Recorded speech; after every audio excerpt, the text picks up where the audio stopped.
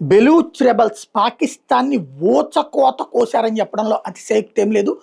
పాకిస్తాన్ వాళ్ళకి ఒక పక్కన తెహ్రీకి తాలిబాన్ పాకిస్తాన్ తాట తీసి వదిలిపెడుతుంటే తాజాగా బెలూచ్ వాళ్ళు తోడయ్యారు. వాళ్ళు కొడుతున్న దెబ్బలకి ఏం చేయాలో అర్థం కాని పరిస్థితుల్లో ఉంది. తాజాగా 30 మందికి పైగా పాకిస్తానీ ఫోర్సెస్ని చంపేశామని చెప్పేసి ప్రకటించింది. పాకిస్తానీ ఫోర్సెస్ సంబంధించిన కోస్ట్ గార్డ్స్ క్యాంప్ జివానీ ప్రాంతంలోని పన్వాన్ దగ్గర ఉంది. ఇది గ్వాదర్ పోర్టుకి దగ్గరలో ఉంటుంది.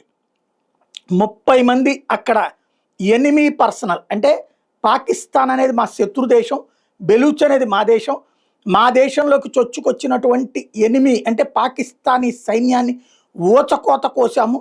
31 మంది చనిపోయారు, మరికొంతమంది గాయపడ్డారంటూ బెలూచ్ లిబరేషన్ ఆర్మీ విజువల్స్ను కూడా రిలీజ్ చేసింది.